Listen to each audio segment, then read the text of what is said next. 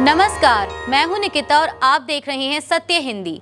एक नजर डालते हैं अब तक की सुर्खियों पर। कांग्रेस ने शनिवार को दावा किया है कि अमेरिकी राष्ट्रपति डोनाल्ड ट्रंप के साथ प्रधानमंत्री मोदी की दोस्ती खोखली साबित हुई है। कांग्रेस महासचिव जयराम रमेश ने सोशल मीडिया प्लेटफॉर्म एक्स पर एक पोस्ट में लिखा कि भारतीय कूटनीति की विफलता विशेष रूप से पिछले 2 महीनों में 4 ठोस तथ्यों के जरिए सबसे स्पष्ट रूप से सामने आती है।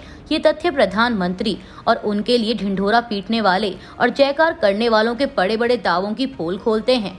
उन्होंने कहा कि 10 मई 2025 से अब तक अमेरिका के राष्ट्रपति डोनाल्ड ट्रंप 25 बार दावा कर चुके हैं कि उन्होंने व्यक्तिगत रूप से ऑपरेशन सिंदूर को रुकवाने के लिए हस्तक्षेप किया था और चेतावनी दी थी कि अगर भारत और पाकिस्तान युद्ध नहीं रोकते तो अमेरिका व्यापार समझौता नहीं करेगा।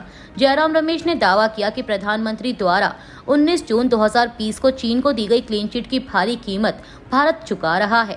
राष्ट्रपति ट्रंप के साथ जिस बहुप्रचारित दोस्ती का बार बार ढिंढोरा पीटा गया वह खोखली साबित हुई है।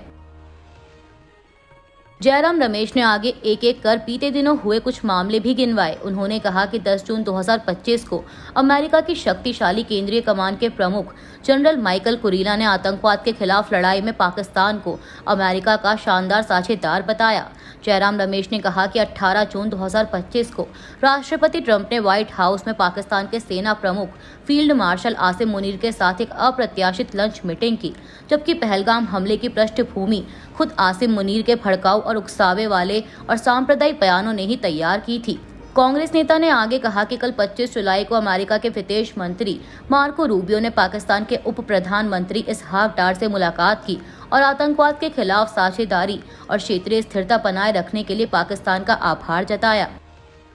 रिलायंस ग्रुप के मालिक अनिल अंबानी की कंपनियों के खिलाफ मुंबई में केंद्रीय एजेंसी ईडी की छापेमारी की कार्रवाई शनिवार को तीसरे दिन भी जारी रही। जांच एजेंसी ने बड़ी संख्या में डॉक्यूमेंट्स और कंप्यूटर डिवाइसेस जब्त किए हैं। समाचार एजेंसी पीटीआई के मुताबिक ईडी ने 3,000 करोड़ रुपए के बैंक लोन फर्जीवाड़े से जुड़े मनी लॉन्ड्रिंग के मामले में 24 जुलाई को एक्शन लेते हुए छापेमारी शुरू की थी। इसके साथ ही कुछ कंपनियों की तरफ से करोड़ों रुपए की वित्तीय अनियमितताओं के भी आरोप लगाए गए हैं। पीटीआई के मुताबिक प्रिवेंशन ऑफ मनी लॉन्ड्रिंग के तहत गुरुवार को ईडी ने छापेमारी शुरू की थी और मुंबई में करीब 35 से अधिक परिसरों में कुछ ठिकानों पर शनिवार को भी छापेमारी की गई। रिपोर्ट्स के मुताबिक ये कैंपस 50 कंपनियों और 25 लोगों के हैं, जिनमें अनिल अंबानी समूह की कंपनियों के कई अधिकारी भी शामिल हैं। ईडी सूत्रों का हवाला देते हुए समाचार एजेंसी पीटीआई ने आगे कहा कि साल 2017 से लेकर 2019 के बीच यस बैंक के लिए करीब 3,000 करोड़ रुपए के लोन के गलत इस्तेमाल के आरोपों पर ये छापेमारी की जा रही है। उत्तर प्रदेश भाजपा की तरफ से पार्टी हाईकमान को राज्य के नए प्रदेश अध्यक्ष के लिए नामों की लिस्ट भेजी गई है, जिसमें जातीय समीकरण को भी ध्यान में रखा गया। इस लिस्ट में 2 ब्राह्मण और 2 पिछड़े और 2 दलित वर्ग से नाम भेजे गए हैं। पार्टी के सीनियर नेता ने बताया कि पार्टी आलाकमान अब इन नामों में से प्रदेश अध्यक्ष को चुनने के लिए तैयार हैं। बता दें कि भाजपा के वर्तमान में प्रदेश अध्यक्ष भूपेंद्र चौधरी हैं, जो पश्चिमी यूपी के जाट नेता के रूप में जाने जाते हैं। अब अगला अध्यक्ष यानी उनकी जगह कौन लेगा, यह बहुत जल्द ही साफ हो जाएगा।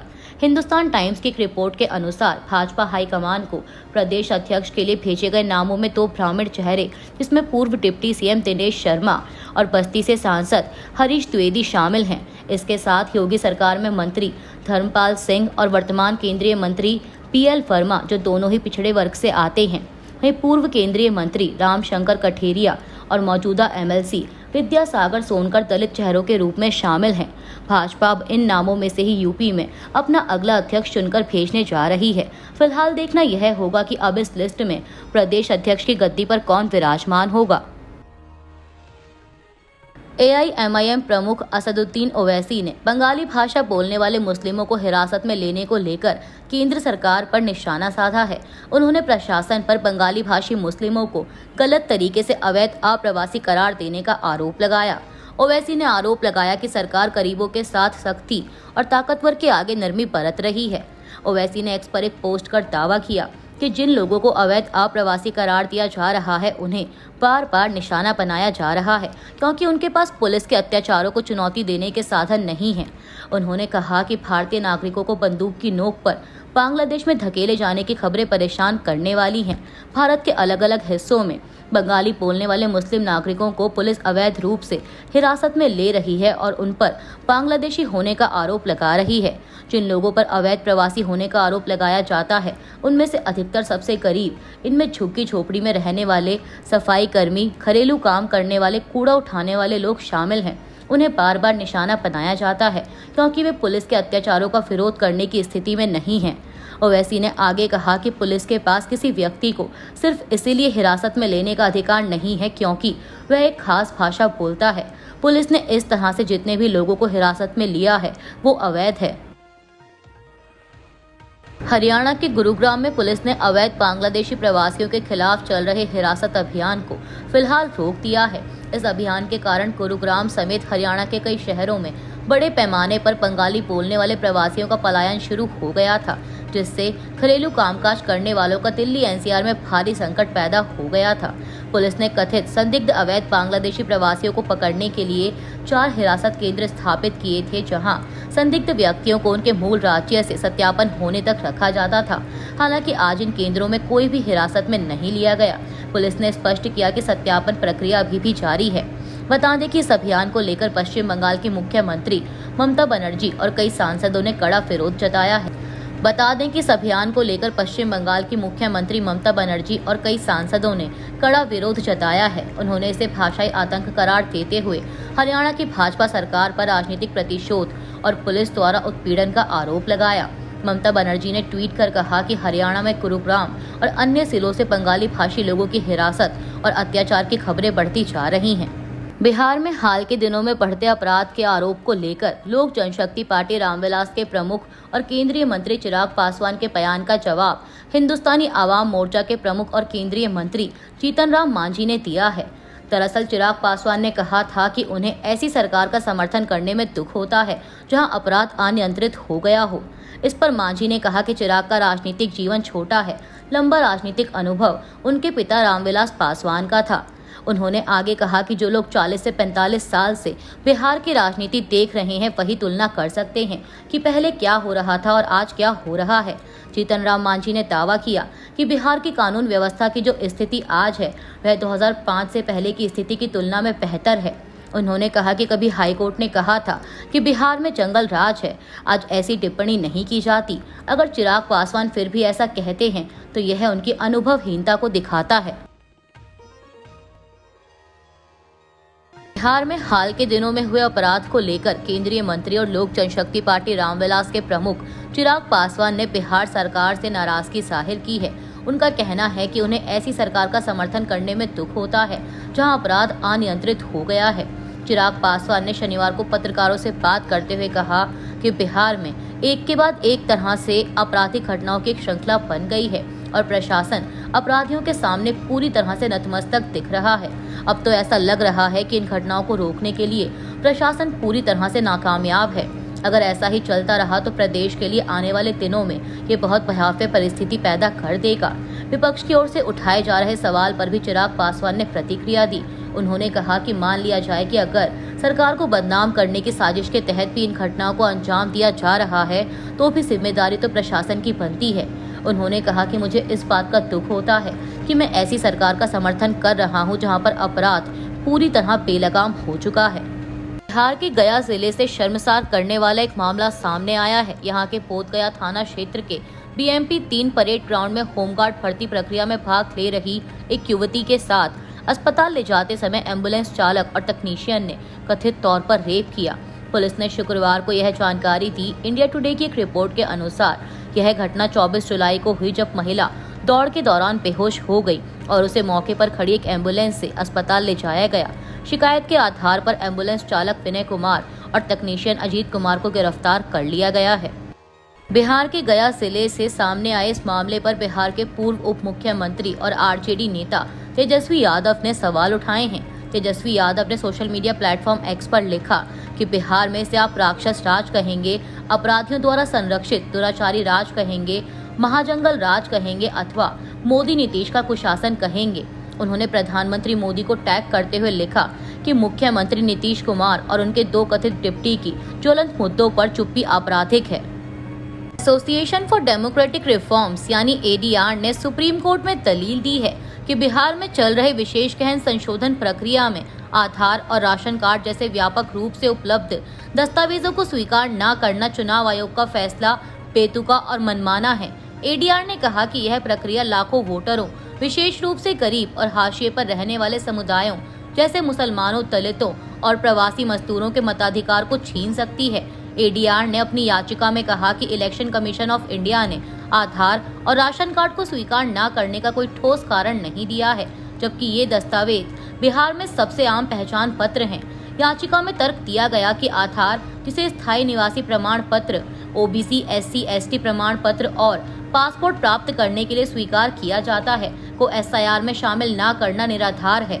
एडीआर ने यह भी बताया कि इलेक्शन कमीशन ऑफ इंडिया द्वारा स्वीकृत 11 दस्तावेज जैसे पासपोर्ट, जन्म प्रमाण पत्र और मैट्रिकुलेशन सर्टिफिकेट भी जाली दस्तावेजों के आधार पर बनाए जा सकते हैं। फिर आधार को क्यों खारिज किया गया? एडीआर ने याचिका में आगे आरोप लगाया कि एसआईआर प्रक्रिया में कोई स्पष्ट प्रक्रिया या दिशा निर्देश नहीं है। निर्वाचन पंजीकरण अधिकारी को असीमित और अनियंत्रित अधिकार दिए गए हैं, जिसके कारण वोटरों का नाम हटाने में मनमानी हो सकती है।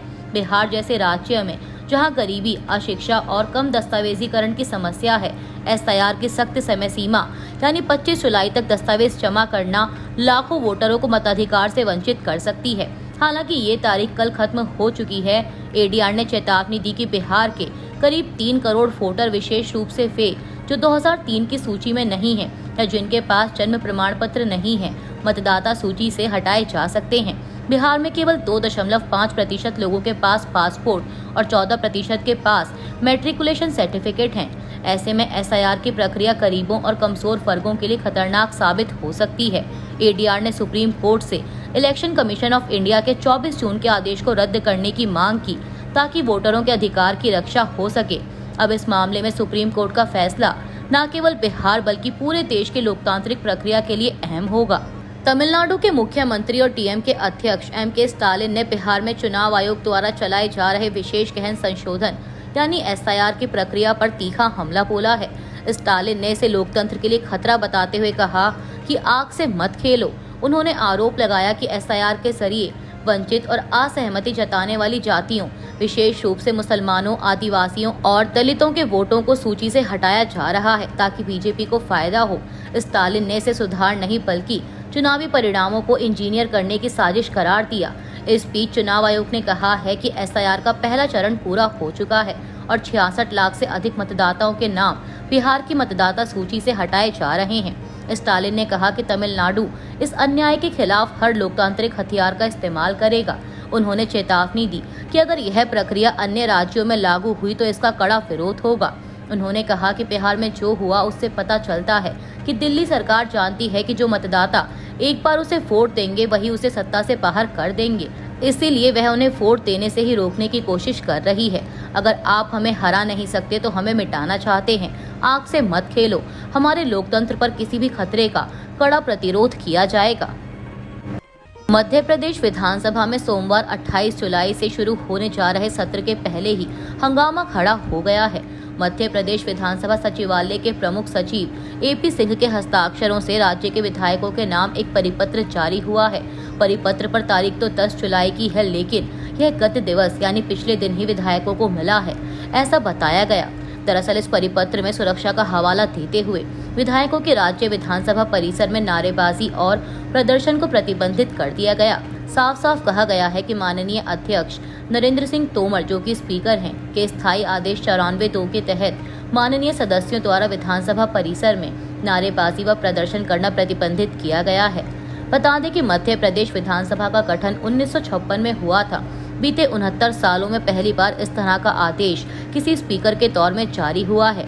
आदेश में और भी कई सारे प्रतिबंध लगाए गए हैं। विधानसभा का सत्र 28 जुलाई से शुरू हो रहा है। घोषित कार्यक्रम के अनुसार इसे 8 अगस्त तक चलना है।